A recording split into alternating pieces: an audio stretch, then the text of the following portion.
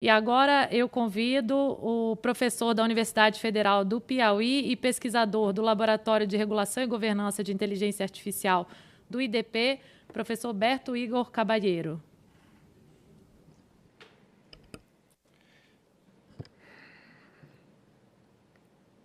Muito boa tarde a todos, a todas. Professora Tainá, eu chamo de professora porque foi minha professora, eu vou quebrar aqui um pouco o protocolo e vou fazer os cumprimentos, claro, em nome da senhora, mas eu vou quebrar o protocolo para fazê-los aqui em nome do meu amigo contemporâneo Pedro Felipe, desembargador Pedro Felipe, também do Piauí. E eu quero começar ressaltando o meu orgulho, a minha satisfação, como já fui precedido aqui por esse debate, estar presente nesse debate crucial para a regulamentação da inteligência artificial no Poder Judiciário. O conselheiro Bandeira falou há pouco tempo sobre nós estarmos no começo da inteligência artificial, na pré-história, essa foi a expressão que ele utilizou. E eu tenho esse mesmo sentimento, que nós estamos ainda no começo, nós ainda não sabemos, de fato, quais são os potenciais da inteligência artificial, mas eu tenho alguns palpites, em conversas com alguns colegas, que a inteligência artificial ela vai ser algo parecido com energia elétrica. Ela vai estar presente em todas as áreas, em todos os meios que a gente imaginar. Então, isso me motiva a estudar a inteligência artificial, isso me motiva a pesquisar a inteligência artificial no direito, e isso me motivou a participar dessa pesquisa que eu quero compartilhar agora com vocês, com muito orgulho, representando aqui o LI, o Laboratório de Regulação e Governança de Inteligência Artificial do IDP, instituição onde eu, com muito orgulho, curso meu doutorado, que é coordenado, o LI é coordenado pela professora Tainá Junquilho, pela professora Laura Schertel, e eu quero aqui nominar o nome dos pesquisadores que me escolheram para estar aqui representando. A professora Tainá, que também é a autora da pesquisa, o meu colega Ian Ferrari Meyer, a minha colega Janaína Gomes Lopes, o meu colega Uirá Menezes de Azevedo e eu, que humildemente vos falo. Bom, o que a gente fez? Qual é o mote dessa nossa pesquisa? Nós fizemos um confronto entre as informações constantes na plataforma Sinapses e o texto da minuta. Nós pegamos a minuta, que classifica, que cria as categorizações em riscos, risco baixo, risco médio, risco excessivo, e nós fizemos um mapeamento.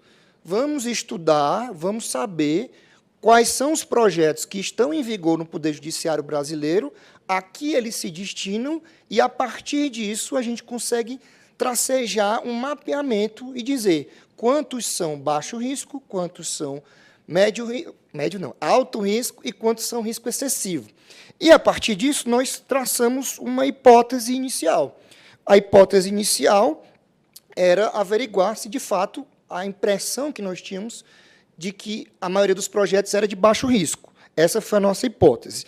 A nossa metodologia, nós utilizamos as descrições presentes na plataforma Sinapses, lá, navegando pela plataforma Sinapses, as descrições, as ferramentas, como elas estão postas, e os casos mais difíceis, os hard cases, nós definimos por consenso, no âmbito desses pesquisadores, uma questão de discricionariedade, nós tivemos alguns debates bastante produtivos, mas, por consenso, nós resolvemos enquadrar esse projeto aqui e ali, e foi essa metodologia que a gente usou.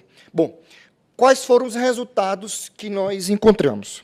Dos 140 projetos em vigor no Poder Judiciário brasileiro, projetos de inteligência artificial, nós conseguimos classificar 132. Por que nós conseguimos classificar 132? Porque 8 desses projetos, os 8 faltantes, foram inconclusivos. Em alguns projetos, a gente tem uma descrição insuficiente, em alguns, a gente só tem um link de uma matéria, alguns, a gente só tem a indicação para um artigo científico. Então, se o objetivo é analisar com os dados presentes na plataforma Sinapse, nós não poderíamos deixar de fazer esse registro. Bom, desses 140, né, dos 132 que foram conclusivos, os 8 inconclusivos, nós encontramos que 91 desses projetos, ou seja, 65% do total, são considerados apenas de baixo risco. Eu digo apenas de baixo risco, eu quero frisar isso, porque muitos projetos eles têm mais de uma função, que é normal. Eles desenvolvem várias atividades dentro da inteligência artificial, fazer triagem, classificar, por exemplo, e oferecer minuta. São atividades diferentes, e essas atividades, no nosso sentir, elas se encaixam em núcleos diferentes da resolução.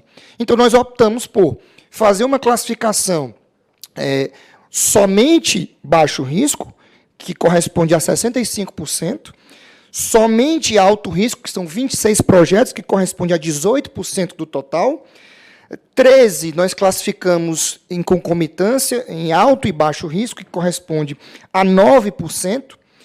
2 projetos são de risco excessivo, então, de acordo com os olhos da resolução, com as lentes da resolução, esses projetos seriam proibidos de serem desenvolvidos, e 8 dos projetos, como eu já havia dito, são insuficientes. Então, nós conseguimos provar a nossa hipótese inicial. De fato, a grande maioria dos projetos do Poder Judiciário brasileiro são de baixo risco. Ótimo. Por que ótimo? Porque, pelo momento que nós vivemos, e aqui em consonância com a fala do conselheiro Bandeira, nós ainda não sabemos onde vamos chegar. Nós precisamos regulamentar. Então, que bom que a grande maioria dos tribunais tem utilizado a inteligência artificial, porque, sem dúvida nenhuma, ela vai trazer benefícios. Mas melhor ainda é a gente descobrir que esses achados, que esses projetos, eles são de baixo risco, porque ainda podem ser mais facilmente regulamentados, porque ainda podem ser mais facilmente controlados, porque a gente tem uma maior possibilidade no controle de dados, e quando eu falo aqui em controle e proteção de dados, eu me dirijo aqui a uma das maiores especialistas no Brasil, a doutora Laura Porto, em proteção de dados. Então, é muito importante que a gente tenha esse controle, que a gente tenha essa governança. E nós encontramos também outros achados, nós fizemos aqui também outros achados no decorrer dessa pesquisa. O primeiro deles é que isso é uma experiência aqui de um usuário, um pesquisador, de um advogado, enfim, de um professor, é que a plataforma Sinapse ela não é de fácil interatividade. Ela não é uma plataforma amigável.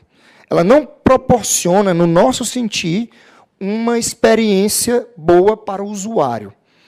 Isso é do ponto de vista visual. E eu digo como alguém que é um entusiasta da tecnologia, como alguém que é um heavy user da inteligência artificial, mas eu não me senti confortável, meus colegas não se sentiram confortáveis navegando na plataforma da Sinapse. Esse é um ponto que a gente tem que mencionar. O segundo ponto, e esse trouxe maiores consequências para a nossa pesquisa, é que os tribunais têm preenchido essa plataforma de forma bastante discricionária e de forma bastante subjetiva, eu diria. Então, fica aqui a ideia, o registro, de que talvez, eu não sei se isso seria possível, conversando com quem trabalha com a parte mais técnica de inteligência artificial, que a gente criasse uma espécie de formulário anexo que orientasse as equipes dos tribunais a responderem essa plataforma. Porque assim nós teríamos uma padronização maior na coleta dos dados, nós teríamos dados mais íntegros, eles estariam lá já de fato presentes na própria plataforma. Em muitos casos nós tivemos que debater entre nós sobre o que você acha, a gente se perguntou isso várias vezes, o que você acha que essa descrição quer dizer? Algum exercício que a gente tem que fazer para poder fazer essa pesquisa. Então, acredito que o CNJ, assim como nós pesquisadores, não vai ter a condição, os braços de ir a cada tribunal e fazer uma análise de entender o que cada projeto diz. Então, é preciso que essa plataforma seja alimentada de uma forma mais objetiva. E aqui também eu quero registrar que essa minuta da resolução ela é interessante pelo fato de estar em bastante consonância, em sintonia, eu diria, com o PL 2338.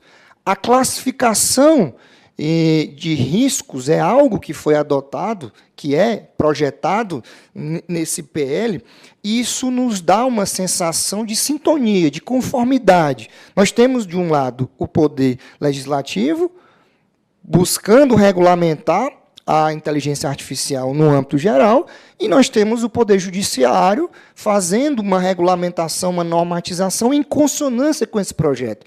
Isso nos dá uma sensação de segurança maior, isso evita um problema grave no direito brasileiro da antinomia das normas.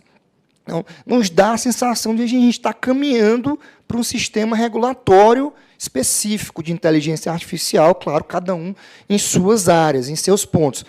Mas é cedo, nós ainda temos um projeto de lei, ainda é projeto, a minuta ainda não está aprovada, mas fica aqui a minha menção a essa sintonia ensaiada até o momento.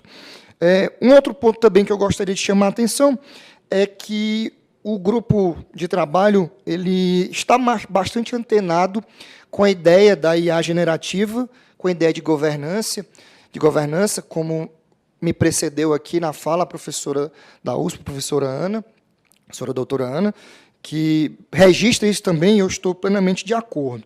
Então, a minha única sugestão de alteração, aqui, mais uma vez, eu repito, falo em nome do grupo, além do que eu já disse aqui, além de ter critérios objetivos para preenchimento, uma interatividade maior da plataforma Sinapse, a nossa única sugestão com relação a recategorização, vamos dizer assim, a movimentação dos riscos, ao reenquadramento dos riscos, era deslocar o artigo 7º-D, inciso 4, que é o que fala sobre a possibilidade da inteligência artificial fornecer juízos conclusivos sobre a aplicação de uma determinada norma. Essa classificação está tida como baixo risco. E a nossa sugestão seria que ela fosse movimentada para alto risco, porque fazer juízos conclusivos sobre a aplicação de norma é algo que, para esse primeiro momento, nos gera uma sensação, uma ideia de cautela maior.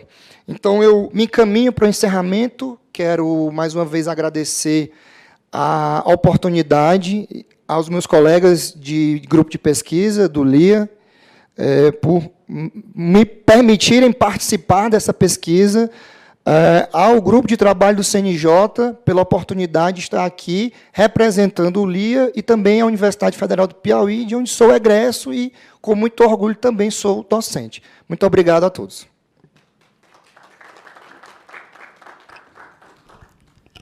Muito obrigada, professor. Vocês viram aí, né? Excelente pesquisador. Também queria registrar o agradecimento